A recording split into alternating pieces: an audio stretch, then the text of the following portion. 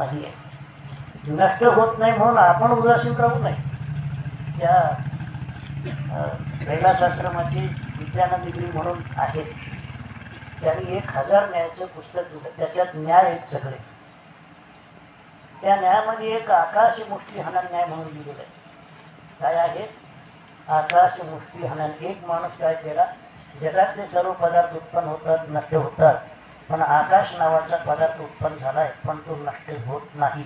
त्याचा नष्ट करायचा म्हणून मुष्टी प्रहार करू लागला. किती दिवसाने आकाश नष्ट होतो? आकाशाला मुष्टी प्रहार करून नष्ट करण्याचा प्रयत्न केला. किती दिवसात आकाश नष्ट होतो? अरे यांनी मुष्टी प्रहार करून करून हाच अगदी मरून जातो, पण आकाश नष्ट होत नाही. तसं वैदिक धर्म आकाशासारखा आहे महाराज. हे नास्तिक लोक नारायकांनी किती ह्या धर्माचा नाश करण्याकरता प्रयत्न केला तर यांच्या बापानं सुद्धा काही होत नाही, तो नाश होत नाही. अशा वैदिक धर्माचं तत्वज्ञान जगद्गुरू तुकोबार यांनी जात्यात मांडलेलं आहे. एवढंच नव्हे, मी नेहमी सांगत असतो की एक एक वेद वाचलं गेलं त्या त्या वेदाचं फल त्याला मिळते, पण तुकोबाराची गाथा वाचल्यानंतर 4 वेदाचं पारायणाचं फल आहे. गाथा पंचमो वेद. तुकोबाराची गाथा हा 5वा काय आहे? वेद आहे. आणि सगळ्या 4 वेदाचं तत्वज्ञान त्या तुकोबाराने आपल्या गाथ्यात काय केलेलं आहे? समाविष्ट केलेलं आहे. म्हणून आता गाथ्याचं पारायण आहे ना, इथं ज्ञानेश्वरीचं आहे गाथ्याचं पारायण, आणि तुकोबारांच्या बीजेला गाथ्याचं पारायण अवश्य करावं. आणि इतर वेळेला तुम्ही ज्ञानेश्वरीचं पारायण केलं तरी चालते, पण ज्या वेळेला तुकोबाराचं सरळ वैकुंठ गमन सोहळा साजरा करायचा आहे त्यावेळेला मात्र त्या ठिकाणी ज्ञानी गाथ्याचंच पारायण केलं पाहिजे. कारण गाथा ही जी आहे ना, गाथा हा आपल्याला, कारण आपल्याला वेद म्हणता येत नाही, वेदाचा अर्थही कळत नाही, त्याचा छंदही कळत नाही, मग ते आपल्याला म्हणता येत नाही. छंदाचं ज्ञान असेल तर म्हणता येते, छंदाचं ज्ञान तर ते म्हणताच येत नाही. आणि तुकोबाराची गाथा तर आपल्याला कोणालाही सुद्धा त्या ते मराठी भाषेत असल्यामुळे एखादा सामान्य गायक असलं तर तो तुकोबाराच्या गाथ्याचं काय करत असतो? पारायण करतो, त्याला जमते. म्हणून काय आहे, त्या गाथ्यामध्ये सुद्धा वैदिक धर्माचं खूपच त्यांनी तुकोबारांनी चिंतन केलेलं आहे, पण ते आपल्याला कळत नाही, कारण अध्ययन केलं नाही ना. मग काय म्हणायचं आहे तर, जसं लक्षणाने त्या वस्तूची सिद्धी होते तसं संत म्हणावं तर संतांचं काय लक्षण आहे? कशाला म्हणतात संत? तेची संत, तेची संत, तेची संत, तेची संत,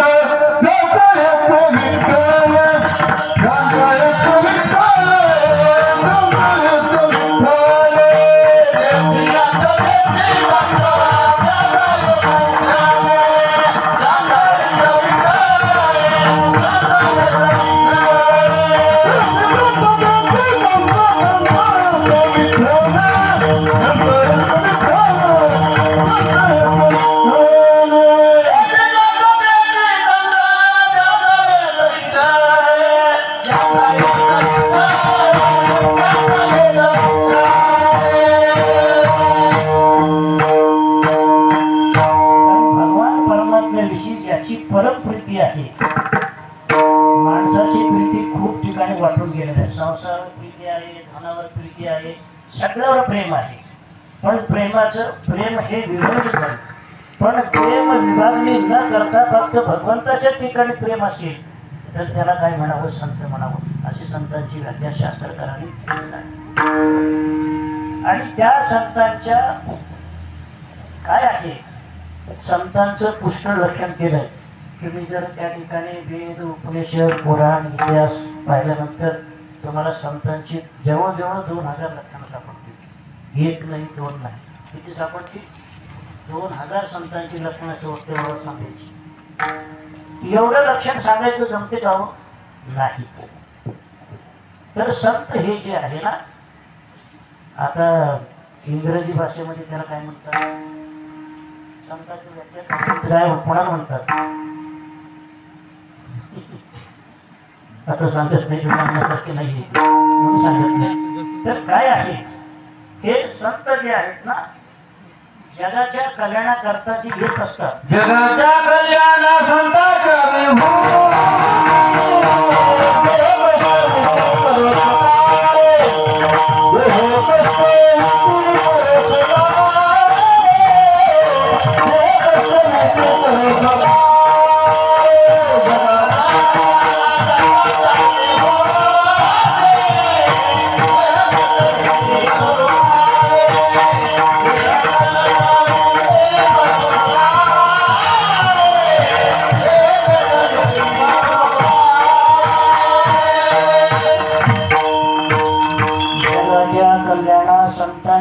होती देह कष्टविधी पुकारे. कारण जगाचं कल्याण संतच का करतात?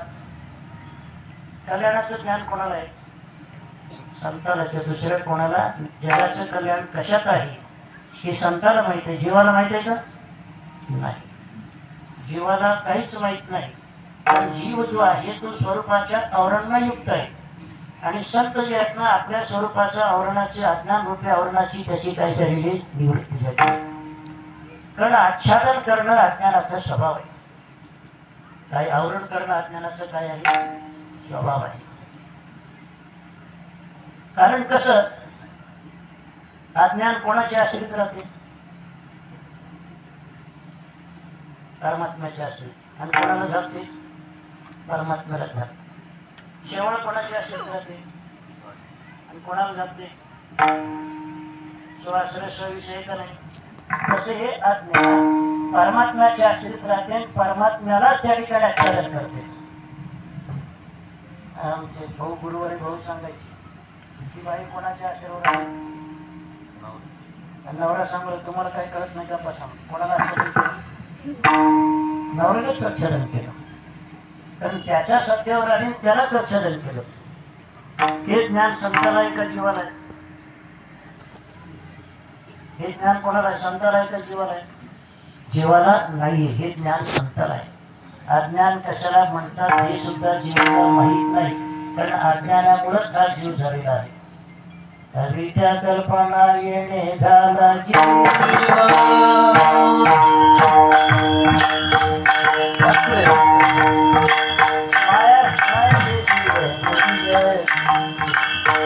माया त्याची जीव बोली अज्ञान कल्पना तेरे झाला जीव.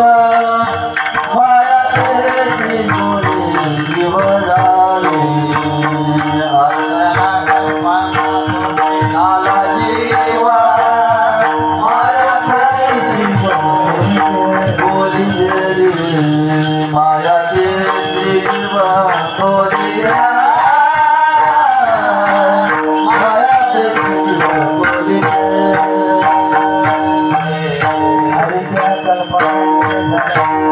मायोपाधी शिव बोली देते.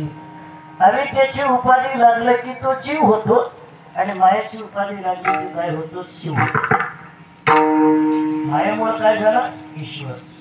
आणि अविद्येमुळे काय झालं? जीव. हे दोन्ही सत्यता मिथ्या. अरे ईश्वर सुद्धा मिथ्या आहे, जीव सुद्धा मिथ्या आहे. जगदाधिष्ठान फक्त परब्रह्म एकच सत्य आहे. म्हणून ब्रह्मज्ञान झालं तर फक्त ब्रह्म शिल्लक राहतं. अविद्या जाते. अविद्येचा जीव ब्रह्माचा संबंध जातो. ईश्वर जातो, जीव जातो, जीव ईश्वराचा भेद हे सगळे निवृत्त होतात. कारण मिथ्या पदार्थाची काय होते? ज्ञानाला निवृत्त होते. हे ज्ञान कोणाला आहे? संताला. हे दुसऱ्या कोणाला नाही आहे. म्हणून अशा ज्याला हे ज्ञान आहे त्याला संत म्हणतात. त्यांना काय म्हणतात? संत. आमचे गुरुवारी भाऊ एक लक्षण सांगायचं. पुष्कळ लक्षण सांगत नाही, एक महत्वाचं लक्षण सांगून जातो. संत शब्द जो आहे तो कोण्या भाषेतला आहे? अजून कोणाला माहित नाही. महाराज कीर्तन करायला माहित नाही गोष्ट. कोण्या भाषेतला आहे संत हा शब्द? संस्कृत भाषेतला आहे का मराठी भाषेतला आहे? कोणी सांगतच नाही. किती कीर्तन आहे की आतापर्यंत तुम्ही कोणत्या भाषेतला आहे? शिकलेले लोक सांगा. संस्कृत. तुम्ही सगळ्यांना बोलायच्या पक्षाचे. संत हा शब्द मराठी भाषेतला नाही, तो संस्कृत भाषेतला आहे. मी नेहमी सांगत असतो माहिती असला पाहिजे जगामध्ये किती भाषा बोलल्या जातात? 2950 भाषा बोलल्या जातात. त्याच्यात 2500 भाषा पाश्चात्य राष्ट्रात बोलल्या जातात. तिथं 450 भाषा बोलल्या जातात. 2500 भाषेची जन्मी लॅटिन आहे आणि 450 भाषेची जन्मी संस्कृत आहे. पुन्हा तसं विचार केला तर 2500 भाषेत लॅटिन भाषेची जन्मी सुद्धा संस्कृतच आहे. मग जगातल्या जेवढ्या भाषा तयार झाल्या त्या सगळ्या भाषेची जन्मी कोण आहे? संस्कृत. संस्कृतच आहे. एक पहिला असा एक युग होता त्यावेळेला हंस वर्ण एकच होतं. श्रीमद भागवतामध्ये हंस वर्ण एकच होतं. हे सर्व वर्ण एक संस्कृत भाषेत बोलायचे, ती दुसरी भाषा बोलायची नाही. अलीकडे या भाषा निर्माण झाल्या. या सगळ्या भाषा कधी निर्माण झाल्या? अलीकडे या भाषा निर्माण झाल्या. पहिला हंस वर्ण असताना फक्त सगळ्याची भाषा एकच होती, ती संस्कृत भाषा. म्हणून आता त्याचे पुरावे सापडतात. आता संस्कृत इंग्रजीमध्ये वडिलाला काय म्हणतात? फादर. फादर. फादर शब्द कोणापासून झाला? पितृ शब्दाचा अपभ्रंश होऊन फादर झाला. कारण ज्या वेळेला अपभ्रंश होतो तो मूळ शब्द त्याच्यात राहत असतो. आणि आईला काय म्हणतात? मदर. आणि मदर शब्द संस्कृत भाषेमध्ये मातृ शब्दाचा पुरुष मदर झाला. आणि सासरू बहिणीला काय म्हणतात? सिस्टर. सासरू. आणि इंग्रजीमध्ये सिस्टर. सासरूचा अपभ्रंश सिस्टर झाला. सिस्टरचा अपभ्रंश सासरू झाला नाही, ही गोष्ट ध्यानात ठेवा. जगातल्या सगळ्या भाषेची जननी संस्कृत आहे. म्हणून संत हा शब्द संस्कृत भाषेतला, तो मराठी भाषेतला नाही. तो झाला कसा? संस्कृत भाषेमध्ये अस्मी स्वास्मा असिस्था असं अस्तिस्था संती असं तो असं धातू आहे. त्याच्यातलं संती वर्तमान काळ बहुवचनाचा प्रत्यय अंती प्रत्यय काढला तर त्या घालंत स राहिला, त्याला वकालावीचं रूप जोडलं. वकालावीचं म्हणजे वर्तमान कालवाचक धातूचा विशेषण म्हणतात. त्याचा अत प्रत्यय तो सत झाला आणि तो विशेषण असल्यामुळे तिने लिंगा करतो. सन संतो संत हा असा तो शब्द चालतो. मग कोणा भाषेतला आहे? संत हा शब्द कोणा भाषेतला आहे? तुम्ही काय म्हटले? मराठी भाषा. पण एक गोष्ट ध्यानात ठेवा, जगातल्या सगळ्या भाषा ह्या संस्कृत भाषेपासून निर्माण झाल्या. म्हणून संत शब्द हा संस्कृत भाषेपासून निर्माण झाला. म्हणून संत शब्दाची व्याख्या आपल्या गुरुवरे भाऊ सांगायचे. स नाम सदरूपेण अज्ञान तत्काल जगत यत प्रतीयते तसं अंता स अधिक अंत असं शब्द झालं ना. अंता नाम नाशा येई भक्त्या क्रियते सा संत हा अशी व्याख्या आहे. तुम्हाला जगत कसं दिसतंय? आता जगताचं कारण कसं दिसतंय? सत्य दिसतंय. मग जग आणि जगाच्या कारणाचं अज्ञान याच्या ठिकाणी जो सत्यत्वाची प्रतीती येते, त्या सत्यत्वाचा नाश ज्यांच्याकडून होत असतो त्याला काय म्हणावं? संत म्हणावं. अशी संत शब्दाची काय आहे व्याख्या. असे जे लक्षणाचे संत आहेत त्यांची ज्या वेळेला भेट होते त्यावेळेला तो काळ धन्य आहे. तो काळ कसा आहे? तो धन्य आहे. आता संताची भेट झाली पण त्याच्या काळात मिठी नाही मारली तर संतांचे त्या ठिकाणी त्याला आलिंगन द्यावं का त्याला मिठी मारावं? त्याच्या पायाला मिठी मारावी. संतांच्या पाय पडावं का त्याला मिठी हे करावं? हा, आलिंगन द्यावं का? आलिंगन गडे मोक्ष साहित्य का? आलिंगन नाही द्यायचं का? आलिंगन महत्वाचं आहे का पाया पडणं महत्वाचं आहे? आलिंगन मित्राला देत असतात. खूप दिवसाने भेटलं तर मित्राला का देतात तुम्ही? आलिंगन देतात. पाया पडतात का त्याचं? नाही. आणि संतांचं आलिंगन द्यावं का पाया पडावं? पाया पडा. म्हणून संत भेट झाल्यानंतर त्याच्या पायाला त्यांच्या पायाला मिठी मारावी. धन्य काळ संत भेटी पायी मिठी पडली तो पायाला. कारण पायालाच मिठी का मारावी? त्याचं कारण काय? जगत कोणाच्या आश्रयावर आहे? परमात्म्याच्या आश्रयावर आहे. कोणाच्या आश्रयावर आहे? परमात्म्याच्या. तुम्ही परमात्म्याचं पाय पडतं का नाही? का मिठी मारतं त्याला? तसं तुमचं शरीर कोणाच्या आश्रयावर आहे? संतांचं. मग कोणाला मिठी मारावी? कारण संतांच्या चरणामध्ये काय आहे? सामर्थ्य. संत चरण रज लागता सहज वासने जगती पाय वासने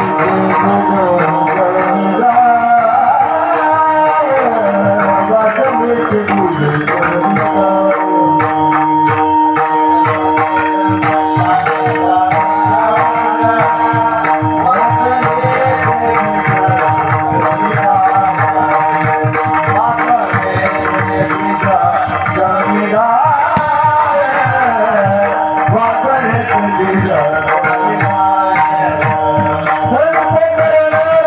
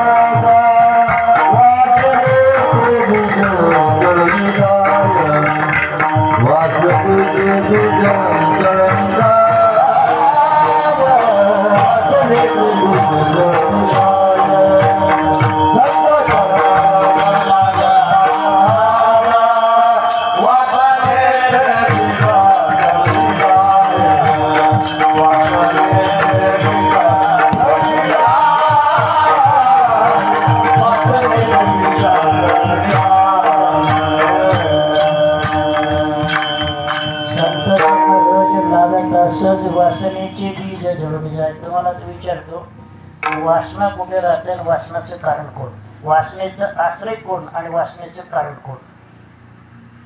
काय उत्तर आहे? वासनेचं आश्रय अंतःकरण आणि वासनेचे बीज आहे अज्ञान. कारण वासना कुठं राहतात? अंतःकरणात राहतात आणि अंतःकरणाचं उपादान कारण कोण आहे? अज्ञान आहे. मग वासनेचे बीज कोण आहे? अज्ञान आहे. म्हणजे संत चरण रस सहज तुम्ही जर तुमच्या कपाळाला लागलं तर त्या ठिकाणी वासनेचे बीज म्हणजे अज्ञान हे जळून जाते, भाजून जाते. कारण काय?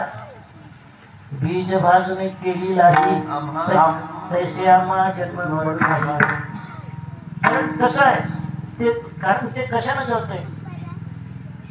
वासनेचे बीज कशाने जळते? कीर्तन केलं ना? नाही. कशाने जळते? ज्ञानाग्नी सर्व कर्माण्वी भस्मसात कुळते तथा गीताकार म्हणतात. ज्ञानरूपी अग्नीनं त्या ठिकाणी वासनेचा आश्रय अंतःकरणी त्या ठिकाणी बाधित होतो आणि अंतःकरणाचं उपादान करणं अज्ञान सुद्धा बाधित होतो. बाधित शब्दाचा अर्थ कळला का तुम्हाला? दिसावं पण कोणत्याच कामाला येऊ नये त्याला बाधित असं म्हणतात. तुम्हाला मृगयोग दिसते का नाही? प्यायला येते का? मृगयोग दिसते का नाही? प्यायला येतं का? मग दिसावं पण उपयोगाला नसावं त्याला काय म्हणतात? शास्त्रामध्ये खूप मोठं लक्षण आहे त्याचं. पण शास्त्राची भाषा याला कळत नाहीये म्हणून तर ज्ञानाने आवाज बदलायला लावला मला. आता काळात दिला ते कीर्तन केलं. दुरुळ आंबूट केला जाय माई ब्रह्मादिका तो न पडे नाही. हलू नाही, चालू नाही, सैरावाला काही बोलू नाही. एक महाराज विचार कीर्तनकार होता. आंबोला म्हणजे काय? अरे कीर्तनकार झालं तुला आंबोला कळेल ना? आंबोला म्हणजे पती. आंबोला म्हणजे काय? पती बाईनच करायचं असतं का तुम्हालाही करायचं असतं?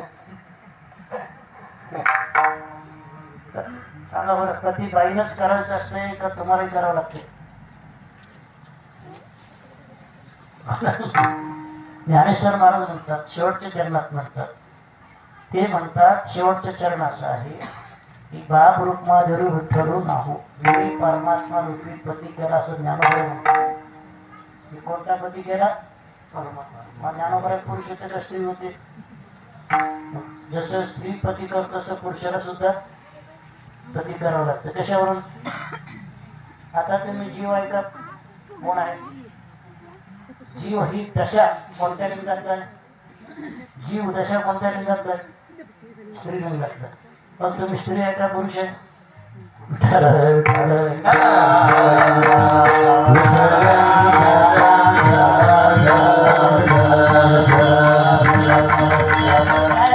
जीव दशा ही स्त्रीलिंगातला आहे म्हणून तुम्हाला सुद्धा पती करायचं परमात्मा रूपी पती. कारण हे ज्ञानोबराने बुद्धिरूपी सखीशी संवाद 5-25 अभंग लिहिले त्याच्यातला अभंग आहे. बुद्धी ही कोण आहे? सखी